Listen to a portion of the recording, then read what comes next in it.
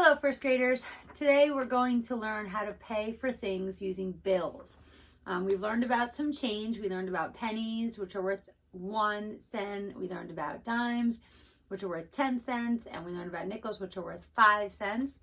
If you put all of these together, 100 pennies equals $1, we've talked about. 20 nickels equals $1, 10 dimes equals $1. And it's much easier when you have all that money to, instead of carrying all that change in your pocket, to carry paper bills.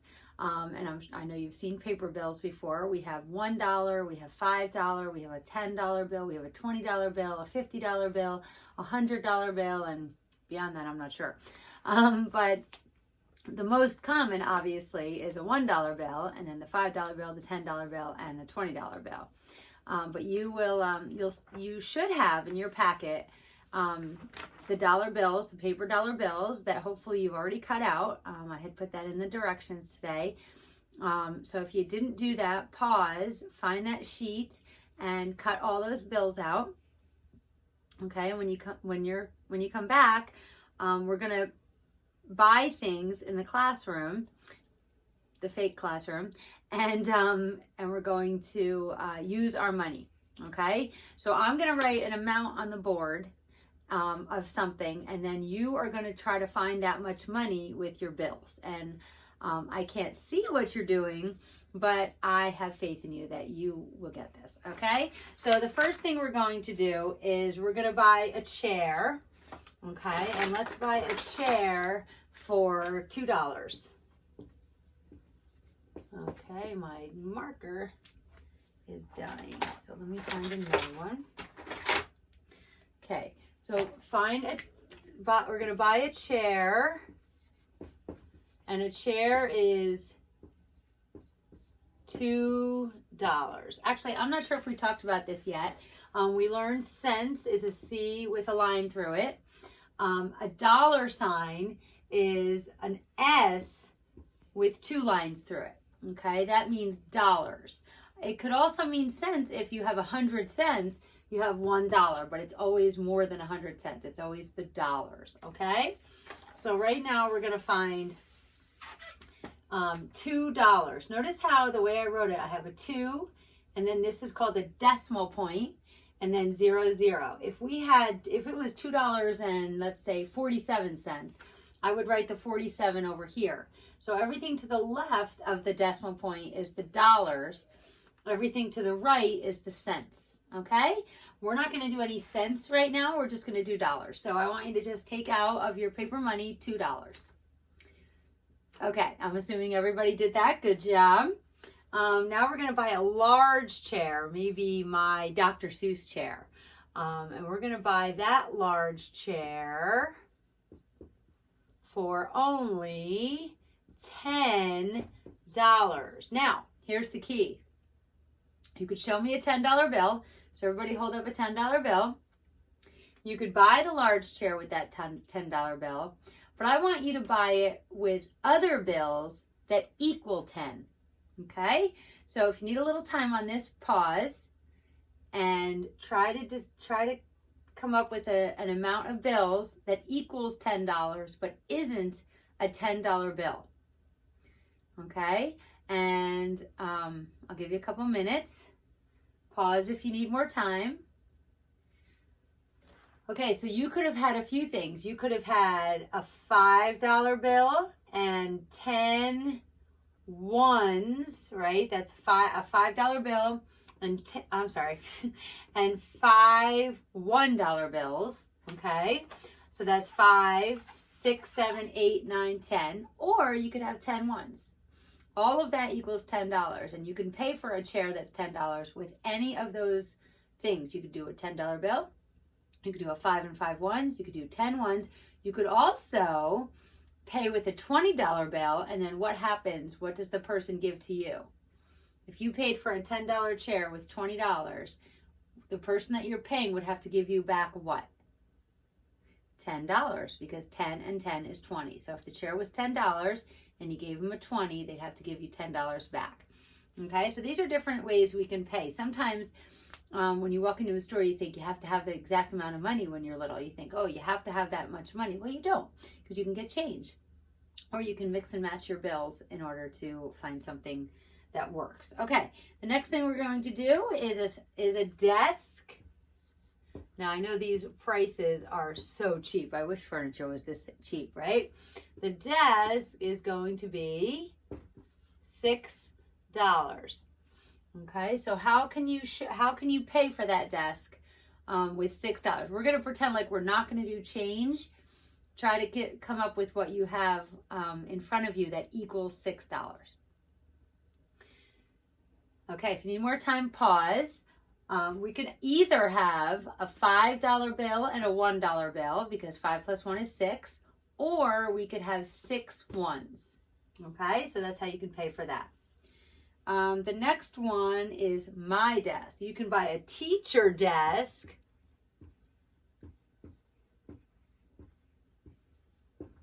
for the low price of $16. $16. So show me $16 with your bills. There's a couple ways you can do this.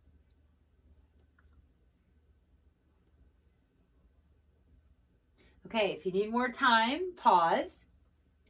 You could do a 10, a 5, and a 1. A $10 bill is 10, plus 5 is 15, plus 1 is 16. Or you can do a $10 bill and 6 ones. I'm not sure how many ones you have in your packet. Maybe you don't have 6. Or you can do 3 5s and a 1, because 5, 10, 15, plus 1 is 16. So you could have done any of those ways to do 16. Okay, the last one, let's do a table for $8. How could you buy a table for $8? Now, if we were in the classroom right now, you'd be buying things around the classroom like we do when we have our change and we have the food on the back table. So after we do $8, I'll tell you some things that you can do at home if you want to continue to practice spending your bills. Okay, so a table for $8. I don't think you have 8 singles, but if you do, you could use 8 singles or a $5 bill and 3 singles. 5, 6, 7, 8.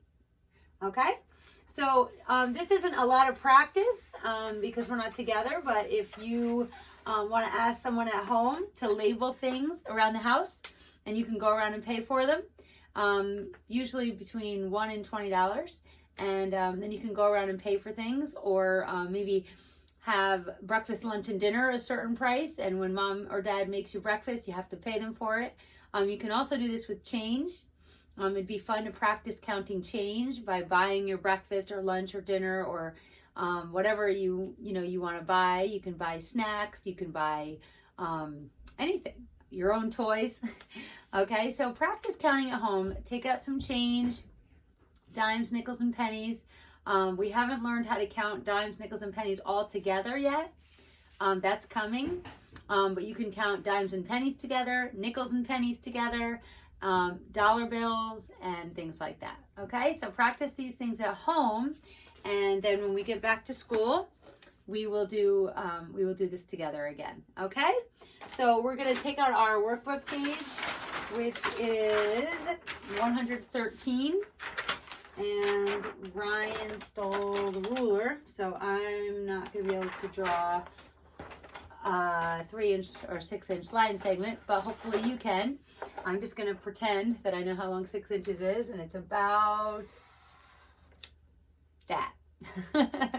Okay, so I'm going to write my name on there.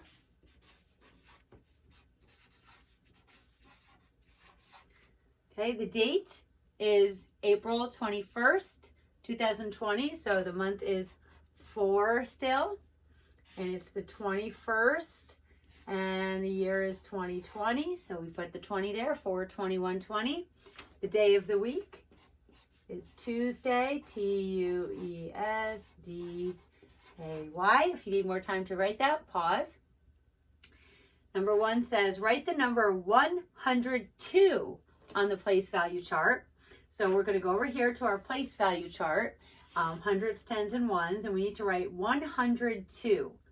Okay, so we know we have 100 because it says 100. And then 2 refers to how many ones there are. So there's 2 ones. So how many tens would there be? 0. So we have 1, 0, 2, and that's the number 102. There's 102 ones, but if we just wrote 1 and 2, it would be the number 12. So we have to make sure we have the 0 in there to show that there are no tens, but we still need to hold that place. Okay, then circle the digit that tells the number of ones. So we'll find the ones column, and the digit that shows the number of ones is a 2. Okay, now for tallies, let's do 16 tallies. 16 tallies. Okay, so I'll do it with you. 1, 2, 3, 4, 5, 6, 7, 8, 9, 10, 11, 12, 13, 14, 15, and one more is 16. So 5, 10, 15, 16. Okay, let's go to number 2. Ellen has 10 corn chips. She will share them equally with Anthony. Draw a plate for each child. Draw the corn chips on the plates to show how many corn chips each child will have. So I'll show you how we do this. This is something we would have done in school with plates and different things, and we would have learned how to divide between 2 or 3 people, but we're going to do this right now, so pay attention. So it's 10 corn chips divided equally between Ellen and Anthony. So that's 2 people, Ellen and Anthony. So Ellen and Anthony. Okay, and if there's 10, then we're just going to do this. Now we know that 10 is an even number, so each child will have the same number because it's even, and there's 2 plates, so we can split it evenly between the 2. But we're going to do it like this. We're going to count by 10 going back and forth on each plate.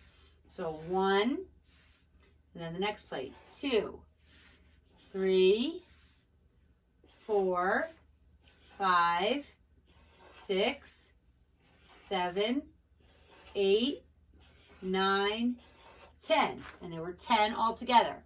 So the question is, how many corn chips will Anthony have? So each child will have the same amount. So how many will Anthony have? Let's count one plate. 1, 2, 3, 4, 5. Okay, if that didn't make sense, if that was tricky, don't worry. We will take care of that when you get back to school, and we'll make sure that you understand how to do that. Okay, number 3. Jennifer put the linking cubes in trays of 10, just like we have in school. How many linking cubes does she have all together? Well, don't forget these 2 extras. So let's count these by tens because they're in groups of 10. 10, 20, 30. And then we count on by ones, 31, 32. Okay, so she has 32 linking cubes. Okay, let me put the paper so you can see. All right. It says show 10:30 on both clocks. So what is 10:30? Remember when we do 10:30, we go halfway around the clock, right? And the minutes are 30 minutes. So 10:30 would be 10:30. Good. 10 on the left side of the 2 dots, and then 30 on the right side of the 2 dots. Hours and minutes. Now, how do we show this on the analog clock? We put the little hand or the hour hand between the 10 and the 11 because it's halfway, right? 10:30.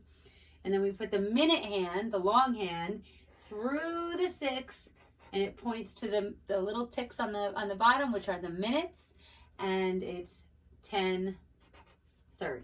Okay? All right. Then the last 3 are adding 10, and we do this a lot on our hundreds chart. We just go to the square right below, but let's look at it. 53 plus 10. If we think about the hundreds chart, we go 53, and then what would be right underneath it? 63, right? Notice how we didn't change the ones place. We just added 1 to the tens place. So 53, 63. Okay, what about 21 plus 10? 21, 31. Good job. 31. No, we didn't change the ones place. We just added 1 to the tens place because we only added a 10. Okay, then 84 plus 10, 84, 94, right? 94. Oh, I totally skipped one. I skipped this one. I'm so sorry. I hope I didn't totally confuse you. Let's go back to number 4 up here. Okay, I went all the way to 5 when I moved my paper and skipped it. It says, Mrs. King lost 2 of her number cards for the numbers 50 to 59. Which number cards did she lose? We've done this similar thing before. Okay, so we start with 50, and then we go 50. 51 is next. Do we have the 51 card? Yes. So 50, 51, what's next? 52, what's next? 53. Do you see a 53? I don't either. So that's one that's missing. So put 53 in the first card. Okay. Now we go to 54, 55 right above it, 56, 57. What's after 57? 58. Oh, no 58. That's the other one that's missing. 58, and then 59 is right there. Okay? So the 2 cards that are missing between 50 and 59 are 53 and 58. Okay? Sorry about the confusion there, but we are done with math for the day. Make sure you do your fact worksheet, and I will see you later.